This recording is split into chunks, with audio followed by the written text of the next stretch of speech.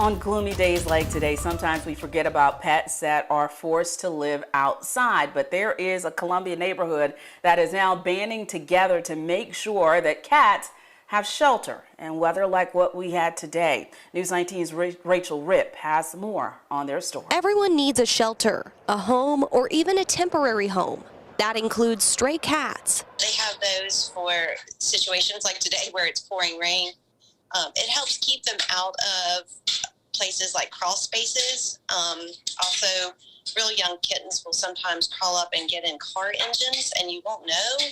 On cold and rainy days like today, it's good to get into the habit of knocking on the hood of your car to make sure there are no stray cats underneath before turning the engine on. Columbia neighbors say it's best to use wheat straw inside these shelters because it deflects moisture and can stay for about 6 months before having to be changed out.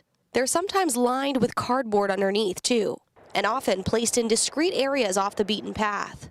I will drill a hole in a large, like a Sterilite container, something that's, 3 feet by 2 feet, and make a circular entrance on one end, and then the same thing on the other end, and duct tape around that. It is a sharp edge once you cut the hole.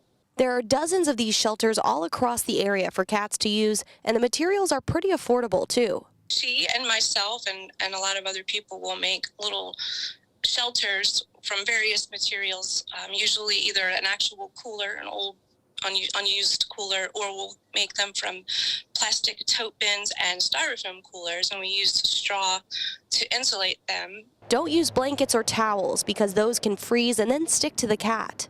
After all, these animals didn't choose the shelter life, it chose them. They didn't choose to be left out on the street or born out on the street.